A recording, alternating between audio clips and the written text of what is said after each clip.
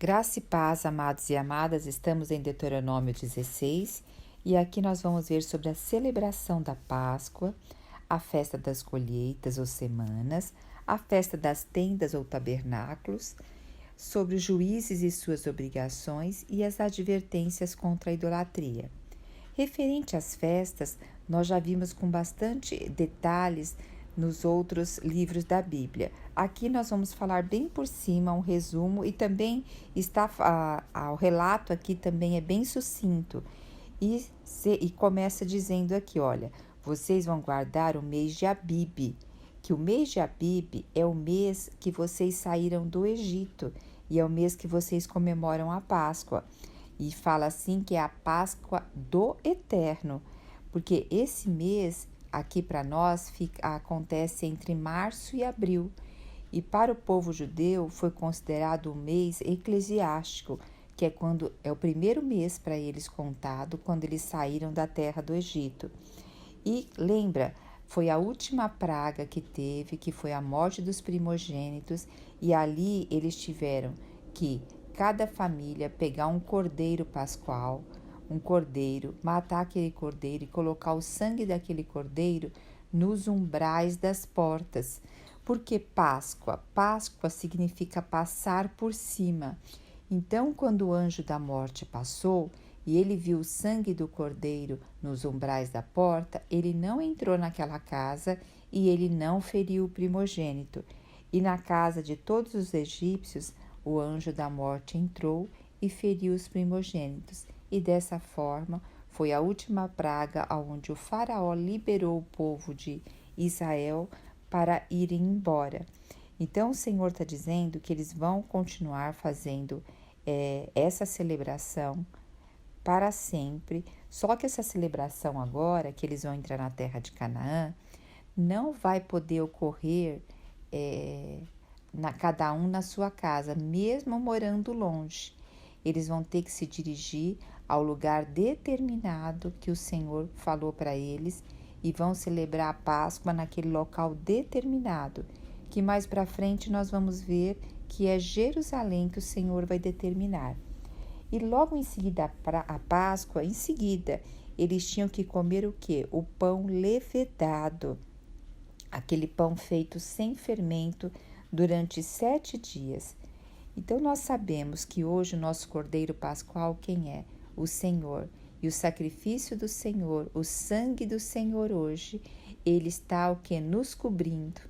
E quando Deus olha para nós somos aceitos, não porque nós somos bonzinhos ou porque nós temos uma conduta diferente de outras pessoas. Pelo contrário, nós somos aceitos porque em nós tem o sangue de Cristo. Então, quando nós nos apresentamos a Deus, é pelo caminho que Cristo abriu. Por isso que não existe ninguém que nos leve a Deus a não ser Cristo. Por isso que não existe outro intermediário, somente Jesus nos leva a Deus e abriu esse caminho. E a respeito dos pães sem fermento, agora vai uma opinião minha, tá? Não li em lugar nenhum, nunca ouvi ninguém falar. O fermento a gente sabe que lembra o pecado também. E também o que passa na minha mente?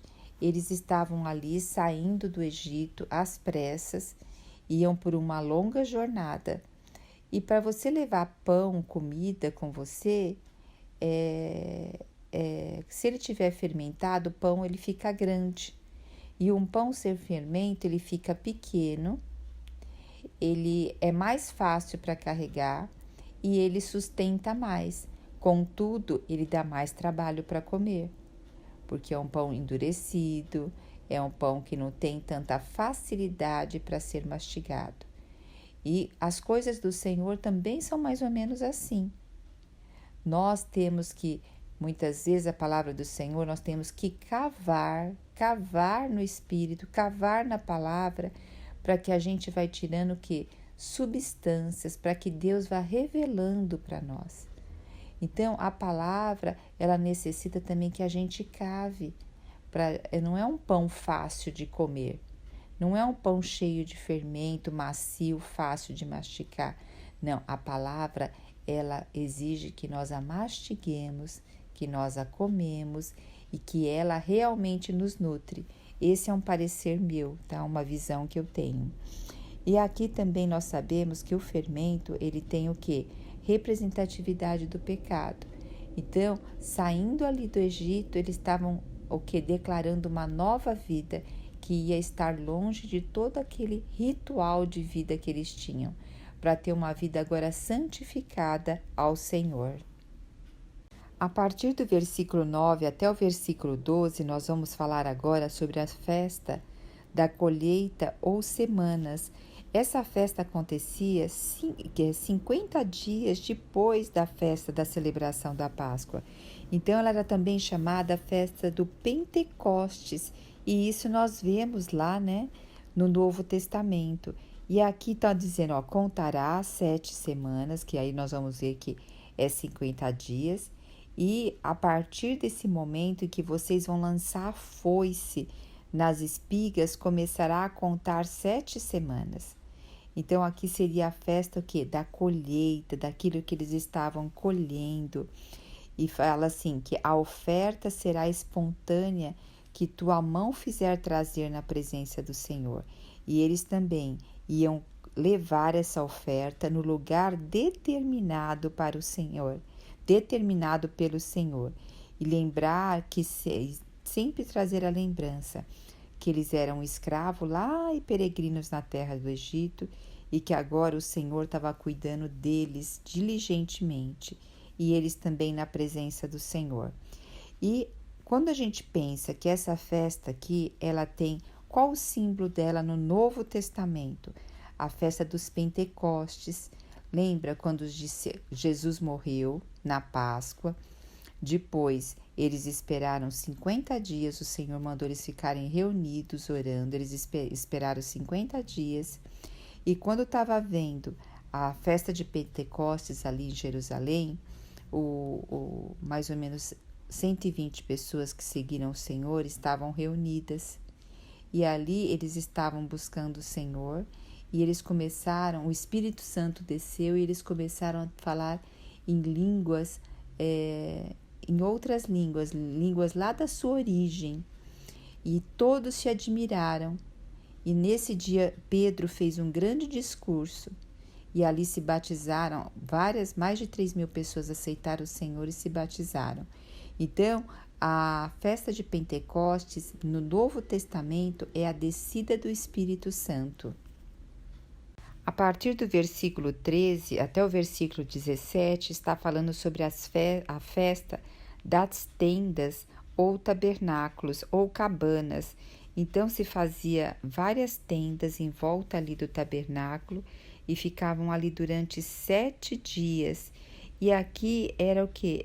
Já tinha colhido, era uma festa aonde já tinha recolhido todo o produto da terra, separado os cereais, já tinha esmagado as uvas. Então era o término de toda aquela colheita.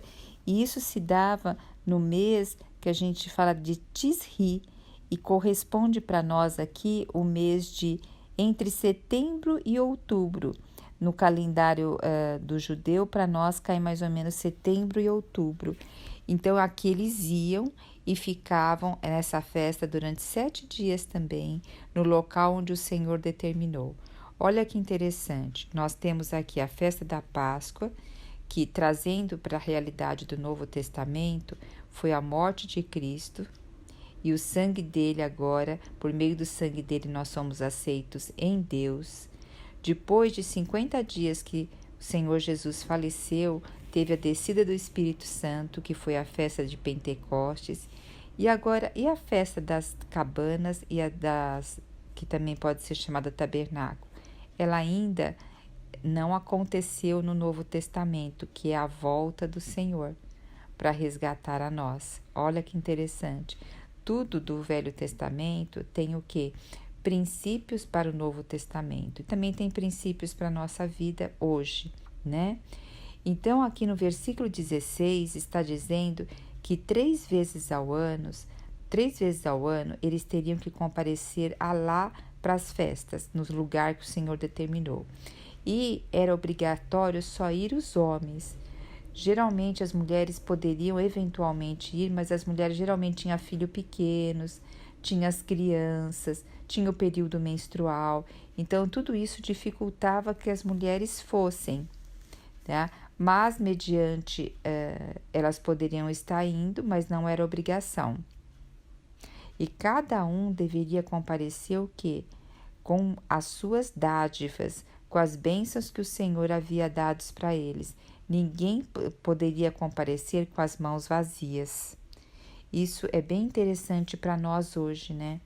Muitas vezes nós vamos na igreja, no culto, nas reuniões, e a gente vai de mão vazias. Não estou falando nem quase de oferta também material, tá? Estou falando de oferta espiritual também. Quando nós vamos para compartilhar também a palavra de Deus, para levar algo que nós ganhamos, nós estamos alimentando uns aos outros. O Senhor quer um povo que se alimente, que fale dele um para os outros, para que nós recebamos alimentos um dos outros, nos edifiquemos mutuamente. A partir do versículo 18, vai ser alertado aqui sobre o que? Para estabelecer juízes, oficiais e escribas em cada cidade, ali onde eles vão estar entrando, em cada tribo, para que eles venham julgar o povo. Como eles iam julgar o povo? Segundo todos os mandamentos que o Senhor está dando. E está dizendo também para julgar com justiça e equidade, para não perverter o direito e não também fazer acepção de pessoas. E chama atenção aqui, olha só, para não aceitar suborno, nem corrupção, e para escolher homens sábios, pessoas honestas, para não prejudicar a causa de ninguém. Então, essa advertência está sendo feita e nós vemos hoje o quão isso, né? Nós, infelizmente, não temos homens sábios à frente de nós e muito menos homens assim que são íntegros para manter a causa de todos de uma forma igual. Então, que nós possamos orar sobre isso, não é verdade? E aqui termina dizendo, aqui em Deuteronômio 21, 22, novamente, para não erguer nenhum poste ídolo. E agora aqui está fazendo referência a uma deusa que eles cultuavam em Canaã, que era a deusa Aserá e a Baal. Então está fazendo referência a esses dois deuses para eles não cultuarem e nem levantarem postes de culto a esses deuses ou qualquer outro deus que havia ali na terra. Mas você pode perceber que já foi falado mais de uma vez de Aserá e Baal, porque eles eram o risco maior que tinha aqui para o povo se perverter. E mais para frente a gente vai ver que houve algumas quedas, né? Então que hoje nós possamos guardar o nosso coração. E como a gente guarda o nosso coração? É tendo intimidade com Deus diariamente.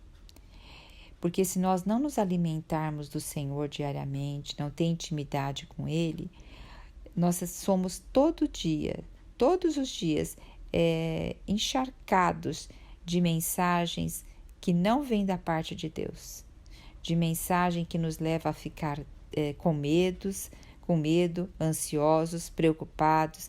Essas mensagens tiram a gente do cristocêntrico. Então, que nós todo dia possamos ter essa intimidade e dessa forma nosso coração ser guardado. Aleluia! Jesus Cristo é o nosso Senhor.